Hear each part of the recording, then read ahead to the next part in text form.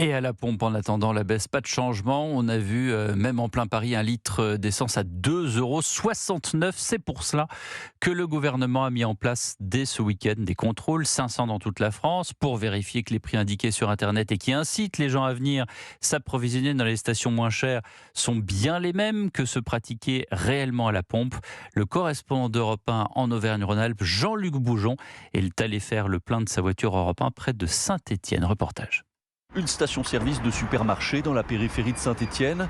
Armée d'une tablette et d'un stylo, Sandra, contrôleuse à la répression des fraudes, compare les prix annoncés sur Internet et ceux affichés dans la station. En fait, il a changé ses prix à 8h35 ce matin. Donc du coup, le samplon 95 E10 est passé à 1,899, on est OK. Le samplon 98 est passé à 2,019, on est OK. Et le gasoil est passé à 2,059, on est OK.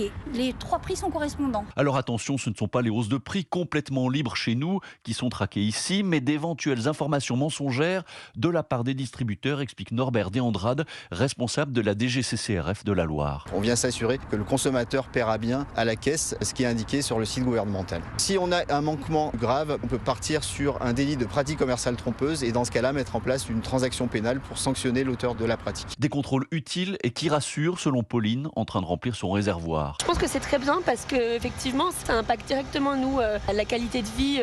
On se prive de certaines choses à cause de ça. Donc c'est très bien que l'État fasse des contrôles. Depuis lundi, 6 contrôles ont été effectués dans la Loire, mais aucun abus n'a été constaté.